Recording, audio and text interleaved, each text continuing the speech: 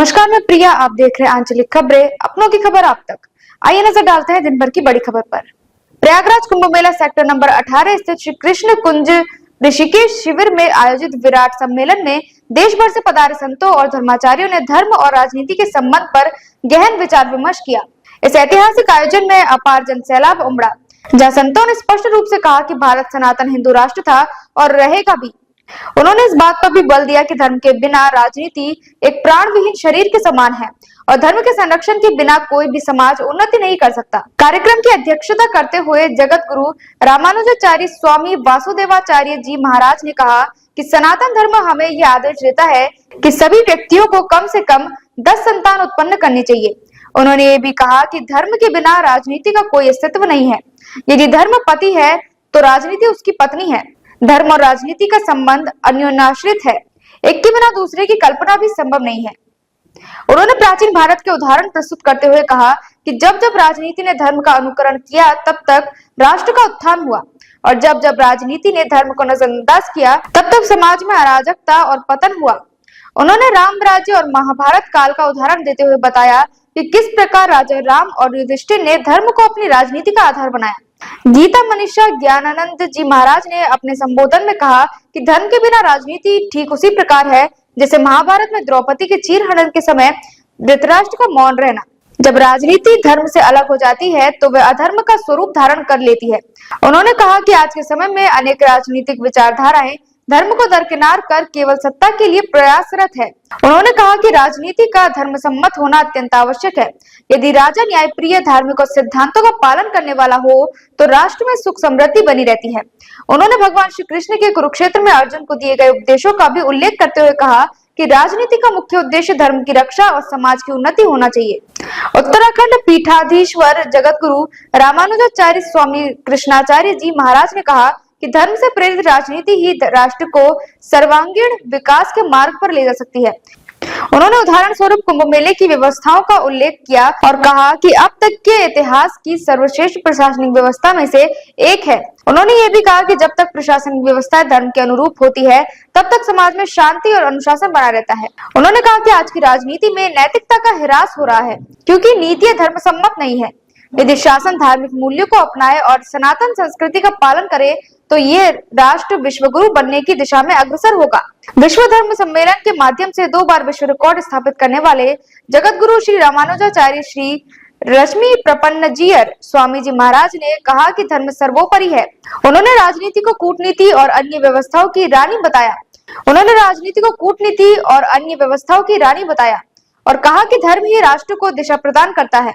उन्होंने ये भी कहा कि धर्म और संस्कृति के संरक्षण के बिना कोई भी राष्ट्र अपनी पहचान बनाए नहीं रख सकता। सनातन धर्म रावण और कंस जैसे अत्याचारियों से नहीं मिट पाया, वह कुछ राजनीतिक व्यक्तियों से किस प्रकार समाप्त होगा। उन्होंने सनातन धर्म के शाश्वत रूप को समझाने के लिए कई ऐतिहासिक उदाहरण प्रस्तुत किए। उन्होंने कहा कि धर्म न केवल आस्था का विषय है बल्कि ये समाज को दिशा देने वाला तत्व भी है। देवरिया पीठाधीश्वर जगत गुरु राजनारायण आचार्य, प्रयाग पीठाधीश्वर स्वामी घनश्याम आचार्य जी महाराज, गोकुलेश्वर पीठाध्यक्ष स्वामी अनंताचार्य जी महाराज सहित अनेक संतों ने इस आयोजन में भाग लिया। उन्होंने गोपालाचार्य जी को मंगल अनुशासन प्रदान करते हुए धर्म के महत्व पर प्रकाश डाला और राजनीति को धर्म के अधीन करने की आवश्यकता पर बल दिया। आचार्य बेल इंडिया टेम्पल के युवराज स्वामी दामोदर आचार्य, वेदांती वृंदावन के स्वामी पुंडरीक आचार्य, स्वामी रंगनाथ आचार्य, स्वामी श्रीनिवास आचार्य और अन्य विद्वानों ने भी इस विषय पर अपने विचार रखे। युवराज स्वामी गोपालाचार्य ने अपने उद्बोधन में कहा कि वह अपने धर्म स्वरूप की रक्षा करते हुए रामानुजाचार्य की दिव्य आज्ञाओं का पालन करते रहेंगे। उन्होंने संत समाज से आशीर्वाद की प्रार्थना की कि वे इस पवित्र दायित्व को पूरी निष्ठा और समर्पण के साथ निभा सके। उन्होंने सनातन धर्म की रक्षा और प्रचार प्रसार के लिए युवाओं को आगे आने का आह्वान किया। इस विराट सम्मेलन में धर्म और राजनीति के संबंध पर गहन मंथन हुआ।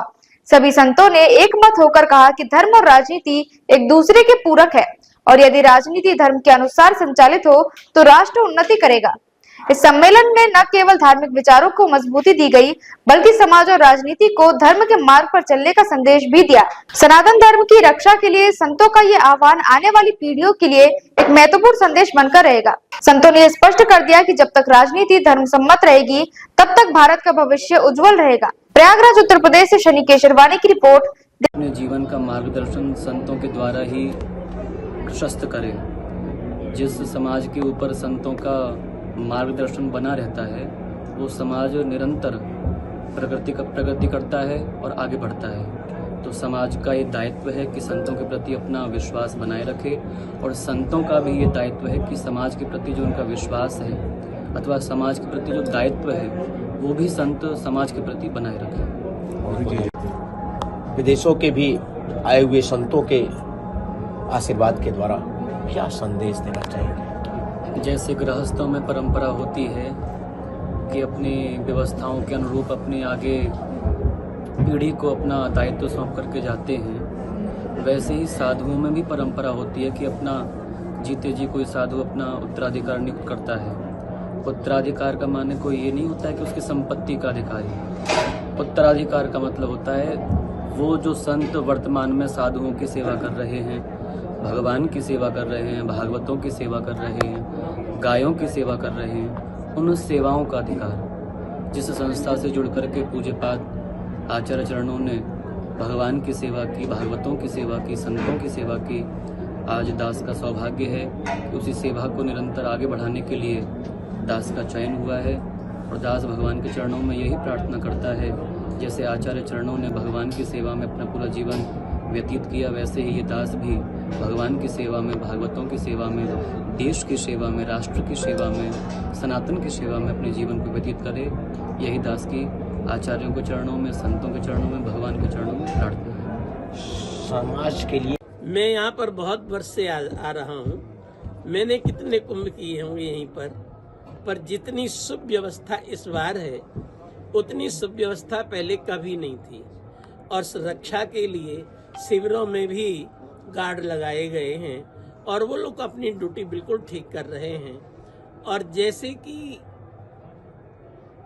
अच्छे कुल में भी कोई कोई बदमाश आ जाता है, इसी तरह बहुत से ऐसे हैं जो इसी राजनीति में रहते हैं और साथ में रह करके इन्हीं को ही काटते हैं। ऐसे लोगों ने उपद्रव कराया था, परंतु उपद्रव का कोई मूल्य नहीं है। मैंने बहुत कुंभ देखे हैं। मैंने वो भी कुंभ देखा है पिछली साल जो रेलवे स्टेशन पर बहुत लोग मर गए थे और पुल टूट गया था, गिर गया था। और वो भी जवाहरलाल नेहरू के सामने का कुंभ था, जबकि हाथी बिगड़ गया था तो बहुत लोग गंगा जी में बह गए थे। ये तो जहाँ करोड़ आदमी है, 4 करोड़ आदमी, तो वहाँ 10-5 मर जाएं तो कोई आश्चर्य की बात नहीं है। इतने तो शहरों में भी रोज मरते हैं, छोटे छोटे गांवों में, शहरों में 2-4। पर कुंभ को हम सफल कहेंगे और योगी जी का जो प्रयत्न है वो सफल है और उनको सब संत लोग हृदय से आशीर्वाद देते हैं। और एक बात और साथ में ये कहना चाहते हैं, यदि किसी संत की इच्छा है राजनीति में जाने की तो उसके लिए मना भी नहीं है, जाना भी चाहिए। पर वो सोच ले पहले कि माना अपमान तुल्यम, मान अपमान को यदि तुल्य समझ सकता है तभी जो है राजनीति में सफल हो सकता है। चाहे कोई जिंदाबाद कहे चाहे मुर्दाबाद कहे, दोनों पर जो मुस्कुरा सकता है वही राजनीति में सफल हो सकता है। महात्मा लोग ये सोच करके जाएं कि ये न सोचें गद्दी पे सब माला पहनाएंगे और जो है चरण सेवा करेंगे, भेंट चढ़ाएंगे। वहाँ तो हो सकता है कि फूलों की माला की जगह जनता और कुछ भी माला पहना दे। ऐसा ही है, जो इन बातों को सहन कर सकता है वो ही राजनीति में जावे। और नहीं तो हम संतों को, अच्छे लोगों को आशीर्वाद देना चाहिए जो इस राजनीति में काम करें, कि वो पूरी सृष्टि को बदल सकते हैं। उन्होंने नई सृष्टि प्रारंभ की थी ब्रह्मा से हट करके, वो शक्ति रखते हैं। पर विश्वामित्र ने जब देखा राक्षस बहुत बढ़ गए हैं तो अपने सक्रिय राष्ट्र के लिए, सेवा के लिए स्वयं न आकर के राम और लक्ष्मण को लाए और जो है दुष्टों का वध कराए और पूरे संसार की धर्म नीति, राजनीति को उन्होंने मार्ग प्रस्तुत किया। तो हमारा सबसे पहला यही कहना है, जो देश के अच्छे लोग हैं, अच्छे बच्चे हैं, पढ़े लिखे हैं, आचरणवान हैं, उनको संत महात्मा आशीर्वाद दें और आगे लावें तो देश का भविष्य ज़्यादा अच्छा होगा। कोई सम- सरकारों के सारे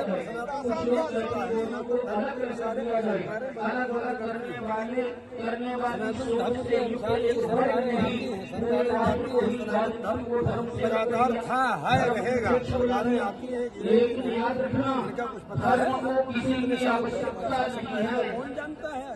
क्या संदेश देना चाहेंगे समाज को? समाज को यही संदेश है कि आपस में मिलजुल करके रहो। भरद्वाज महर्षि या ज्वल के महर्षि जैसे तपस्वियों को राज प्रयाग में विष्णु जरूर है आप वैदिक मान्यताओं तो राजनीति सड़ जाएगी, राजनीति गंदी हो जाएगी, राजनीति बदशक्ल हो जाएगी। तो इस दृष्टि से तो समझना चाहिए। लेकिन अब एक ये भी है। और देखते रहिए आपका अपना चैनल आंचलिक खबरें, अपनों की खबर आप तक।